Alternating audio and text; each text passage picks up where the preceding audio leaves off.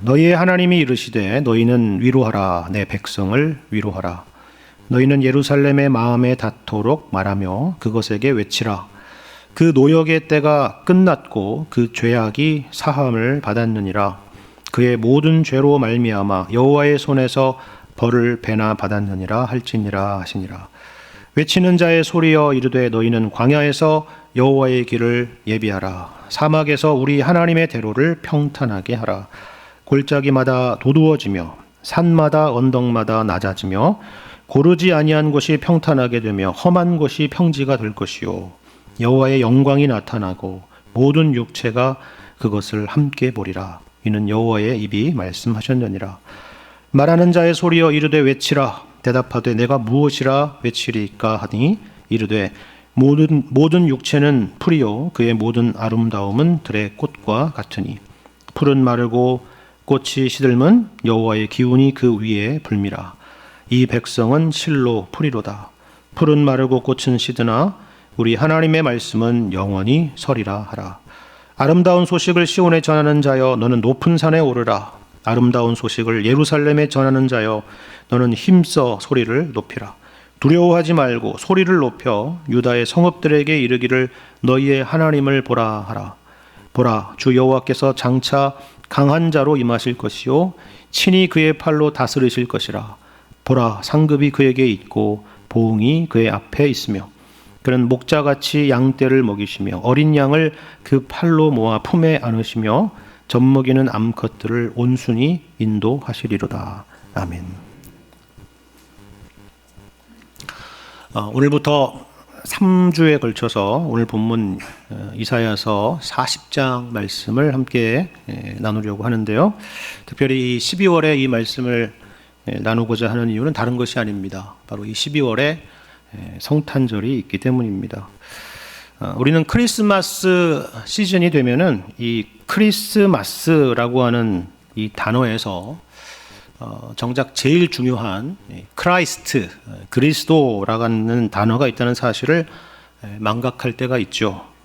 신자가 아닌 사람들이야 뭐 그럴 수도 있겠지만 같은 신앙 안에 있는 우리조차도 과연 예수님의 오심에 대해서 그토록 진지하게 생각하고 있느냐라고 묻는다면 자신 있게 대답하기가 참 어려울 것입니다. 연말에 들뜬 분위기 그리고 상업적인 분위기에 대해서는 문제의식을 가지면서도 정작 우리가 이 계절에 들떠야 되고 흥분해야 되고 그리고 깊이 생각해야 될 그 예수님의 오심에 대해서는 우리가 얼마나 그렇게 깊이 생각하고 있는가 하는 그런 생각을 하게 된다 하는 겁니다. 사실 이 12월은 성탄절이 있어서 2000년 전에 예수님께서 이 땅에 육신으로 오신 것을 생각하는 계절이기도 하지만 동시에 이 12월이라고 하는 것은 연말 아닙니까? 한 해의 마지막이라고 하는 거, 달력이 딱 한 장 남았다는 것이 주는 의미가 있죠. 우리는 우리 인생의 종말 그리고 이 땅의 종말을 생각하게 됩니다. 주님의 다시 오심을 생각하게 되죠. 예수님의 초림만이 아니라 재림을 생각하게 되는 계절입니다. 이런 의미에서 이사야서의 말씀은 우리에게 굉장히 중요한 의미가 있습니다. 모든 선지서들이 그렇지만 이사야서 말씀 또한 예수님의 오심에 대해서 아주 풍성한 내용을 다루고 있기 때문입니다. 예수님의 탄생부터 예수님의 생애와 죽으심과 부활 그리고 이 세상의 종말과 하나님 나라의 완성에 이르기까지 이사야서는 이 모든 내용들을 예수님이 아직 이 땅에 오시기 전 700년 전부터 예언으로 그렇게 말씀하고 있기 때문입니다. 그리고 그 중심에 여호와의 종 예수 그리스도가 있습니다. 그 중에서도 오늘 함께 읽은 본문 이사야서 이 40장의 말씀은 이사야서의 전체의 흐름 가운데서도 큰 주제적인 전환을 이루는 그런 말씀입니다. 앞서서 39장까지는요 주로 이사야 선지자와 동시대를 살아갔던 유대인들을 향한 메시지들입니다. 그들의 죄가 얼마나 심각한 것인지 그리고 그들의 죄로 말미암아서 어떤 하나님의 심판이 임하게 될 것인지에 대한 경고와 그와 같은 말씀이 있습니다. 그런데 여러분 40장에서는 여러분이 잠깐 보셔서도 아시겠지만 분위기가 달라졌다는 것을 느끼실 수 있을 것입니다. 위로와 그리고 회복의 메시지입니다. 심판이 있겠지만 심판이 끝이 아니라는 것입니다. 멀리 바벨론 땅으로 추방이 되고 거기서 오랜 시간 고통을 받게 되는 시간이 있겠지만 그것이 전부가 아니라는 것이죠. 그것으로 인해서 이스라엘의 운명이 끝나는 것이 아니다라는 것입니다.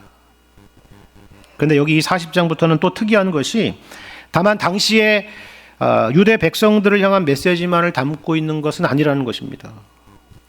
시대를 뛰어넘고 그리고 유대인이라고 하는 그 민족적인 경계를 넘어서 열방에까지 이 메시지의 범위가 확대되고 있다는 것을 우리가 볼 수 있습니다. 오늘 본문의 5절 중반절을 보셔도 그렇지 않습니까? 모든 육체가 그것을 함께 보리라 이렇게 말씀합니다. 이 모든 육체라고 하는 것은 말 그대로 모든 사람들을 말합니다. 유대인의 경계를 넘어서 저와 여러분 같은 모든 인류를 향하고 있습니다. 동서고금의 모든 사람을 향하고 있습니다. 그들을 향한 용서와 구원과 회복에 대한 메시지입니다.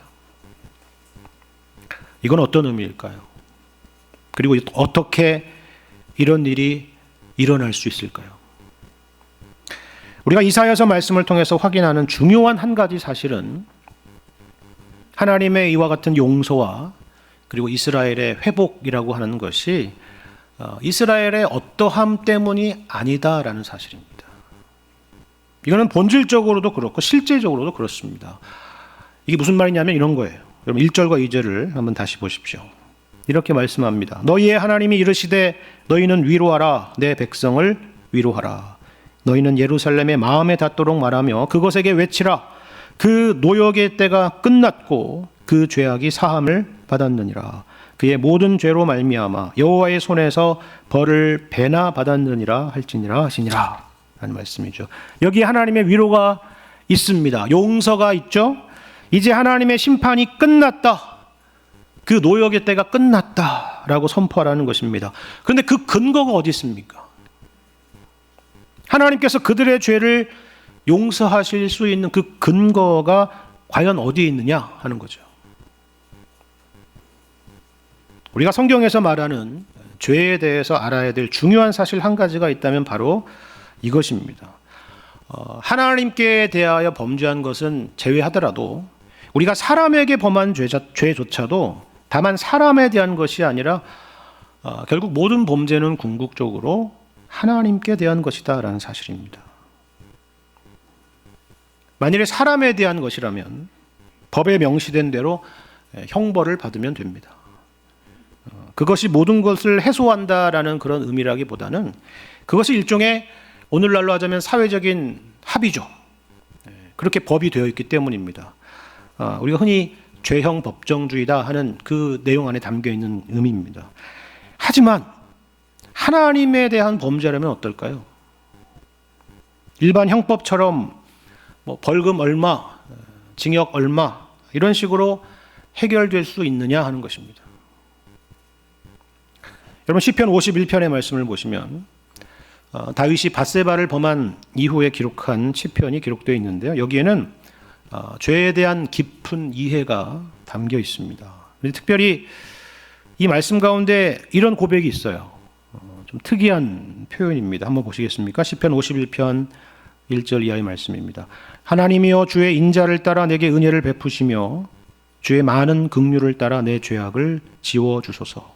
나의 죄악을 말갛게 씻으시며 나의 죄를 깨끗이 제하소서. 물은 나는 내 죄가를 아오니 내 죄가 항상 내 앞에 있나이다. 내가 주께만 범죄하여 주의 목전에 악을 행하였사오니 주께서 말씀하실 때에 의로우시다 하고 주께서 심판하실 때에 순전하시다 하리이다. 근데 여러분 잘 보세요. 여기 4절에 이 말씀이 좀 이상하지 않아요? 다윗은 지금 주께만 범죄했다라고 고백하잖아요. 그렇죠? 정말 그렇습니까? 아니잖아요. 밧세바와 동침을 했습니다. 간통의 죄를 범했습니다. 그리고 이 일을 덮으려고 거짓말을 했고요. 밧세바의 남편이자 충직한 군인이었던 우리아를 사지로 내몰았습니다. 살인의 죄를 범했죠. 근데 내가 주께만 범죄했다니요. 그럼 이게 도대체 말이 됩니까? 그렇다면 이것은 무슨 말일까요? 일단 이것은 우리가 쉽게 생각하는 것처럼 뻔뻔한 말이 아닙니다. 나는 하나님께만 죄를 범한 거야. 다른 사람에게는 나는 잘못이 없어. 그런 말을 하는 게 아니다라는 겁니다. 다윗도 그것을 잘 알고 있습니다. 그걸 모르고 있다면 그건 정말 정신 나간 사람이겠죠. 신앙의 문제를 떠나서 그거는 정상이 아닌 사람일 겁니다. 그렇다면 여기 이 내가 주께만 범죄했다라는 것은 무슨 말일까요? 다윗은 지금 죄의 깊은 차원을 보는 것입니다. 수평적인 차원을 넘어서 사람과 사람과의 관계에서의 죄를 넘어서 이것이 수직적인 차원과 연결되어 있다는 것을 보는 겁니다. 이게 더 심각하고 본질적인 문제라는 것입니다. 앞서 말씀드린 것처럼 우리가 사회에서 저지르는 이런 범죄에 대해서는 어떻게 보면 법이 정한 대로 대가를 치르면 됩니다. 벌금을 내고 징역을 살고 하면 될지도 몰라요. 그렇게 털면 된다라고 생각할 수 있습니다. 하지만 그렇다고 해서 하나님 앞에 범죄한 일이 사라지는 것은 아니다라는 것입니다. 우리가 성경에서 10계명이 하나님에 대한 계명과 또 이웃에 대한 계명으로 구성되어 있지 않습니까? 이것은 이 두 가지의 카테고리가 따로따로라는 의미가 아니라 모든 계명이 결국 하나님과 연결되어 있다는 의미입니다. 왜 간음을 하면 안 되고 왜 살인을 하면 안 됩니까? 왜 이웃에 대하여 거짓 증거를 하면 안 됩니까? 그 이유는 사람들은 모두 하나님의 형상이기 때문입니다. 하나님이 창조하신 하나님의 피조물이기 때문이죠.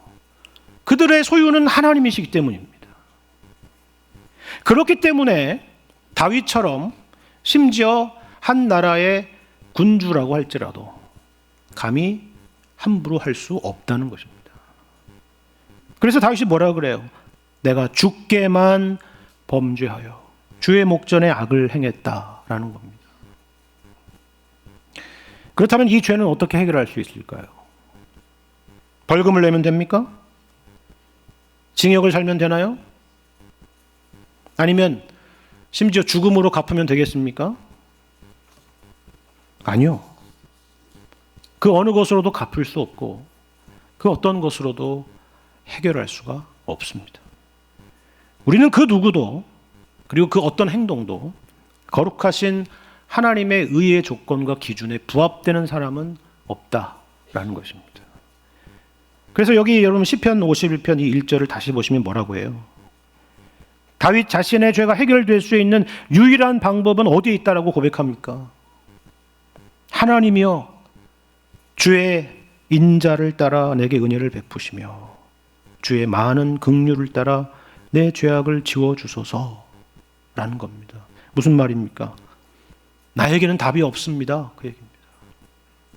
주의 인자하심과 은혜와 긍휼 외에는 답이 없다는 것입니다. 무슨 말인지 아시겠죠? 마찬가지입니다.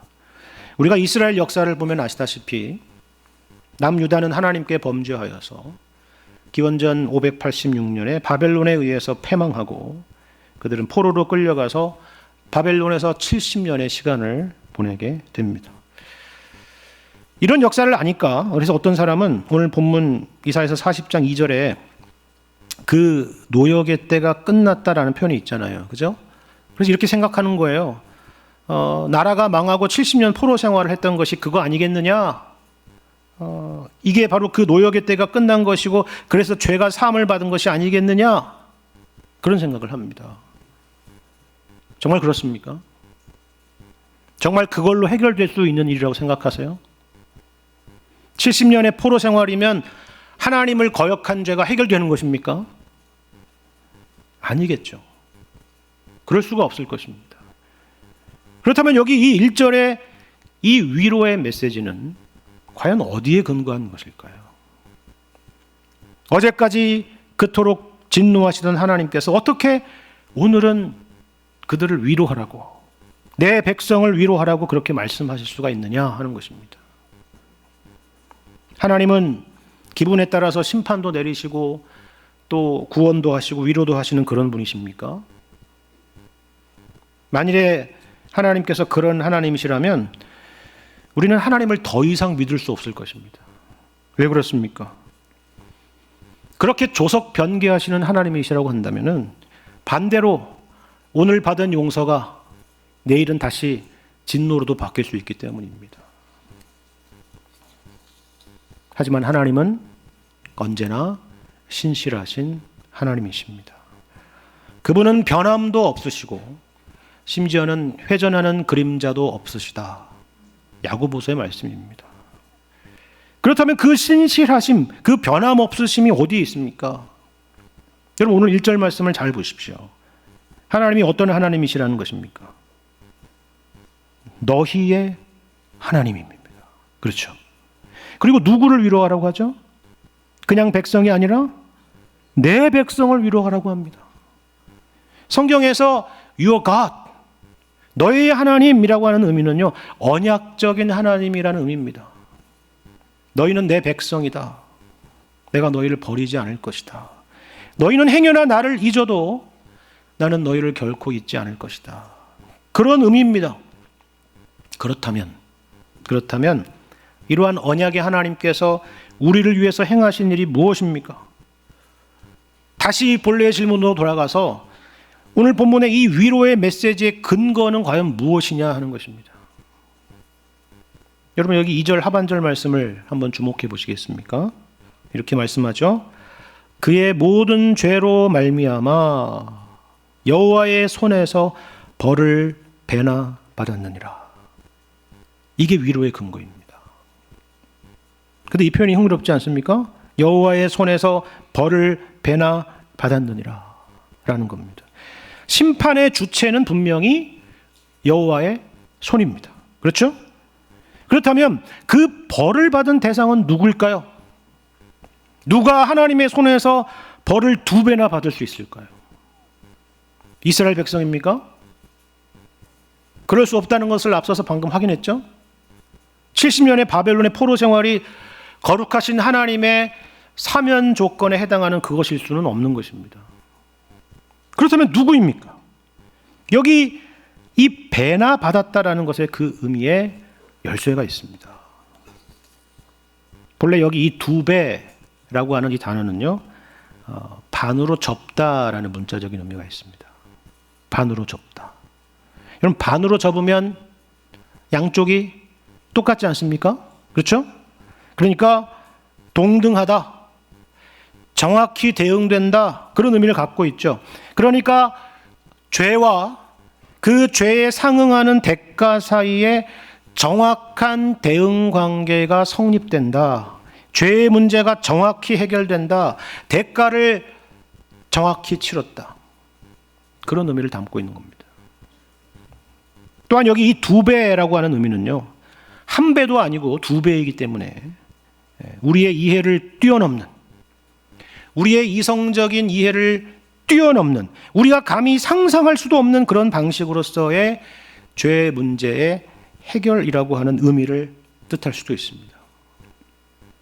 자, 그렇다면 여기에 해당될 수 있는 사람은 누굴까요?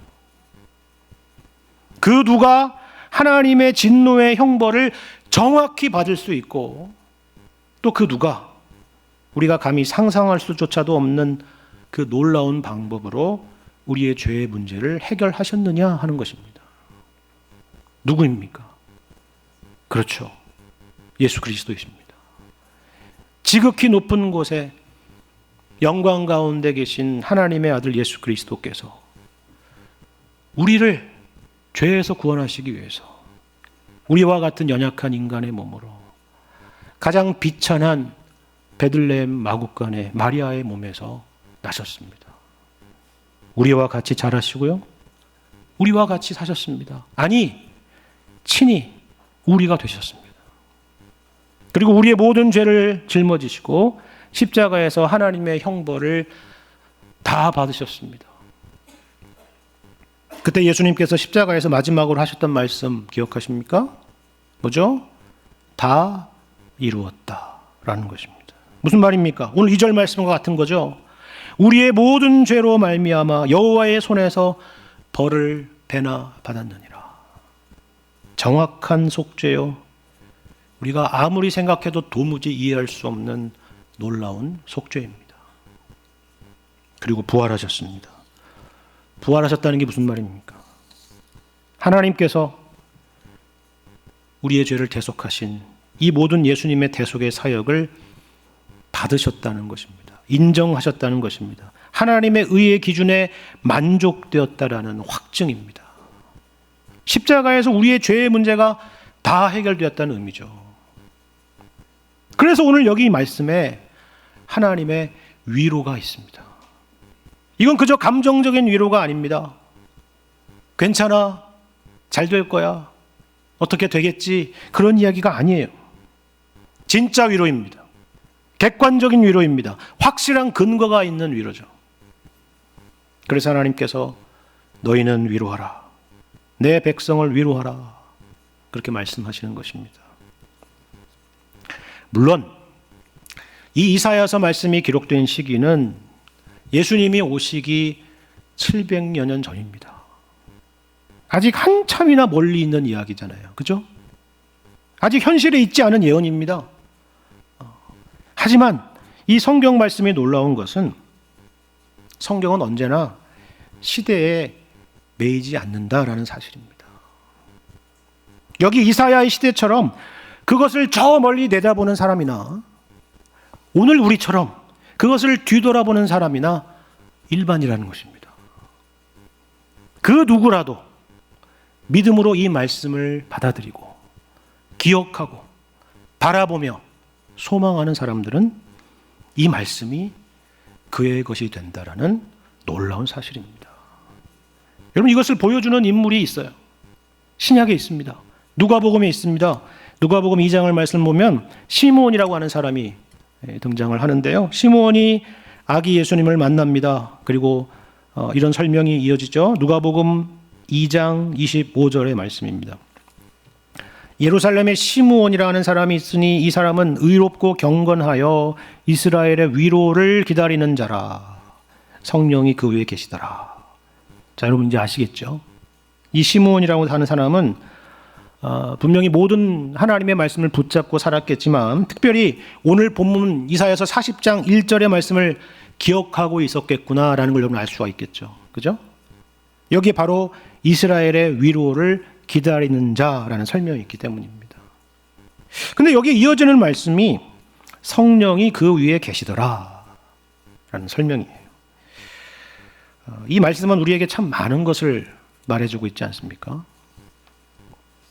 우리는 흔히들 성령 충만을 구합니다. 성령께서 우리의 마음과 생각과 우리의 삶을 주장해 주시기를 바라죠. 그래서 기대하는 것은요, 우리 인생에 뭔가가 잘 풀리고 인생에 기쁨과 만족이 있고 행복이 있고 형통한 삶이 이어지는 것을 기대합니다. 물론 그런 것들도 하나님의 은혜입니다. 성령 하나님께서 주시는 은혜죠. 근데 여러분 이걸 생각해 보십시오. 이 시므온의 마음 가운데 계셨던 성령께서 뭘 하셨나 보십시오. 세상적인 성공과 형통입니까? 마음의 평안과 만족인가요? 아니죠. 그런 것이 아니라 보시는 것처럼 기다림입니다. 성령께서 기다리게 하셨다는 것입니다. 그 믿음을 주셨다는 것입니다. 여러분 이 누가복음 2장의 맥락을 보시면 아시겠지만 이 시므온이라고 하는 사람은 노인입니다. 다시 말해서 평생을 이 하나님의 약속을 기억하고 기다리며 살았다는 것입니다. 우리가 알다시피 이 기다림이라고 하는 게 참 쉽지 않은 일이잖아요. 우리는 뭔가 즉각적인 응답을 원하고 당장 눈앞에 뭔가가 나타나는 것을 원하지 오늘도 내일도 아무것도 보이지 않는 그런 시간들이 즐거운 사람은 아마 아무도 없을 것입니다. 그런데 성령께서 이 시므온에게 기다림이라고 하는 은혜를 주신 것입니다. 그리고 특별히 이 시므온이 노인이었다는 사실이 우리에게 주는 의미가 있지 않겠습니까? 죽음을 앞두고 있습니다. 한 번 죽는 것은 사람에게 정해진 것이요 그 후에는 심판이 있으리니, 하나님의 심판, 하나님의 대면을 목전에 두고 있는 것이죠. 그래서 어떤 생각이 들었겠습니까? 정말 하나님께서 이 이사야서에서 약속하신 대로 그 일을 행하실까? 정말로 우리 인생의 노역의 때를 끝내시고 우리의 죄를 사하실까? 정말로 여호와의 종이신 메시아가 와서 우리가 받을 형벌을 배나 받게 되실까? 그 말씀을 기억하고 그 말씀을 믿으며 기다리고 또 기다렸던 것입니다. 그리고 그 기다림 끝에 아기 예수님을 만나게 된 것입니다. 그리고 이렇게 고백하죠. 누가복음 2장 28절 이하의 말씀입니다. 시므온이 아기를 안고 하나님을 찬송하여 이르되 주제여 이제는 말씀하신 대로 종을 평안히 놓아 주시는도다. 내 눈이 주의 구원을 보았사오니 이는 만민 앞에 예비하신 것이요 이방을 비추는 빛이요 주의 백성 이스라엘의 영광이니이다. 우리 여기서 뭘 봅니까? 여기서 뭘 볼 수 있나요? 하나님의 말씀, 하나님의 약속에 대한 그 믿음과 기다림은 결단코 헛되지 않는다라는 것을 보여주고 있는 것입니다. 여러분 생각해 보십시오. 시므온도 우리와 똑같은 성정을 가진 인간 아닙니까? 그 노년의 시간이 이르기까지 하나님의 말씀만이 아니라 얼마나 많은 것에 기대를 갖기도 하고 소망을 갖기도 했겠어요. 어렸을 때에는 장래에 어떤 사람이 될 것인가 하는 꿈을 가졌을 수도 있고요.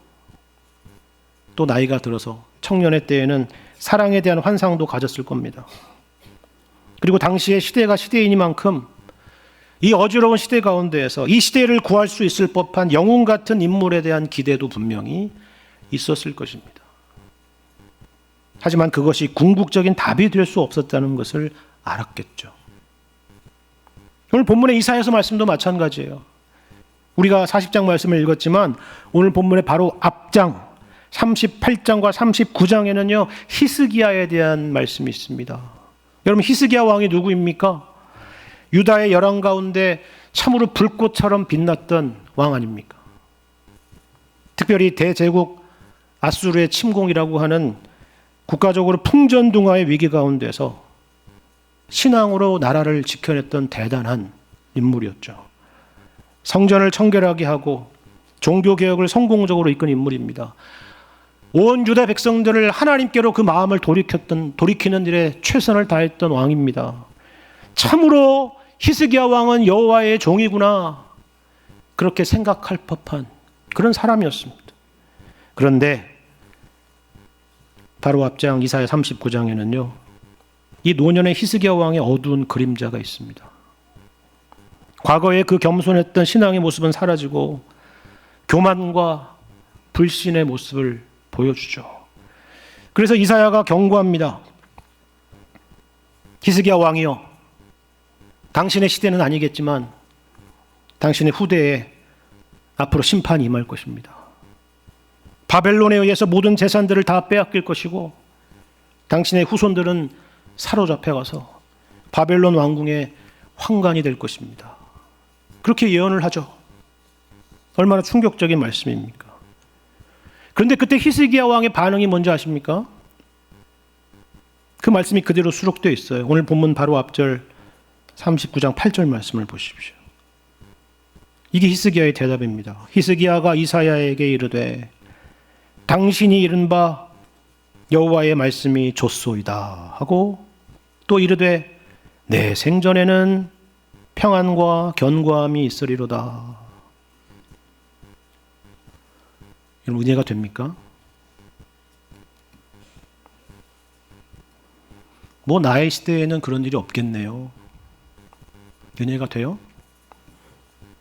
여러분 이게 과연 히스기야의 말이라고 믿겨지세요? 얼마나 무책임한 말입니까? 얼마나 김 빠지는 순간이에요. 그런데 이것이 바로 우리가 믿고 의지하는 모든 것들의 실체라는 것입니다. 심지어 히스기야 왕이라 할지라도. 아시겠습니까? 그래서 오늘 본문 6절 이하에서 이렇게 말하잖아요. 6절 보십시오. 말하는 자의 소리여 이르되 외치라. 대답하되 내가 무엇이라 외치리까 하니 이르되 모든 육체는 풀이요 그의 모든 아름다움은 들의 꽃과 같으니 풀은 마르고 꽃이 시들면 여호와의 기운이 그 위에 불미라. 이 백성은 실로 풀이로다. 풀은 마르고 꽃은 시드나 우리 하나님의 말씀은 영원히 서리라 하라. 여러분, 히스기야만이 아닙니다. 우리 모두도 그렇고요. 우리가 기대하고 소망하던 모든 것들이 그렇지 않습니까? 하나님의 은혜 아래에 있을 때만이 꽃을 피울 뿐이지 그 은혜가 거두어질 때 현실의 폭풍 가운데서는 아름다운 꽃으로 남아있는 사람은 아무도 없습니다. 풀은 마르고 꽃은 시들고 맙니다. 우리가 우리의 소망이요 구원이라고 믿었던 모든 것들이 그럴 것입니다. 우리가 오늘 예배 전에 불렀던 찬송처럼 세상에 믿던 모든 것들이 쓰러질 그날이 올 것입니다. 하지만 우리에게 소망이 뭐예요? 하나님의 말씀은 영원히 서리라 라는 것이죠. 시므온이 가졌던 기다림이 바로 그거 아닙니까? 들의 풀과 꽃과 같은 이 세상에 대한 기대가 아니라 우리를 위로하시기 위해서 찾아오시는 예수 그리스도에 대한 기대입니다. 이러한 동일한 기대를 가지고 사시는 여러분 되시기를 바랍니다. 그렇다면 우리는 어떻게 주님을 뵐 수 있을까요? 우리가 주님을 기다리며 우리가 주님을 우리 인생의 구주로 섬기고 모시기 위해서 필요한 것은 무엇입니까? 오늘 본문 말씀에는 예수님 당시에 세례 요한이 외쳤던 바로 그 동일한 메시지가 있습니다. 3절 이하의 말씀입니다. 제가 읽겠습니다. 외치는 자의 소리여 이르되 너희는 광야에서 여호와의 길을 예비하라. 사막에서 우리 하나님의 대로를 평탄하게 하라. 골짜기마다 도두어지며 산마다 언덕마다 낮아지며 고르지 아니한 곳이 평탄하게 되며 험한 곳이 평지가 될 것이요 여호와의 영광이 나타나고 모든 육체가 그것을 함께 보리라. 이는 여호와의 입이 말씀하셨느니라. 여러분, 여기 특별히 4절에 산과 언덕이 낮아지고 골짜기가 도두어진다는 말씀을 주목해 보시길 바랍니다. 산과 언덕이라고 하는 것은요, 그 이름만큼이나 높아지고 교만한 마음을 말합니다. 그 교만한 마음을 꺾는 것입니다. 왜냐하면 그 자리에서는 결단코 우리 주님의 영광을, 우리 주님의 십자가를 볼 수가 없기 때문입니다. 반대로 골짜기라고 하는 것은 좌절과 절망의 마음입니다. 나 같은 사람이 무슨 소망이 있겠어? 내 인생은 실패했다고, 내 인생은 이렇게 망했다라고 말하는 사람들입니다. 하지만 그 절망의 자리에서 눈을 들어서 주님의 약속을 바라보는 것입니다. 왜냐하면 우리 주님께서 바로 그러한 우리를 위해서 오셨기 때문입니다. 여러분, 이 땅에 오신 예수님을 생각해 보십시오. 그렇게 찾아오지 않으셨습니까? 바리새인과 서기관들의 높아진 마음을 꺾으셨습니다.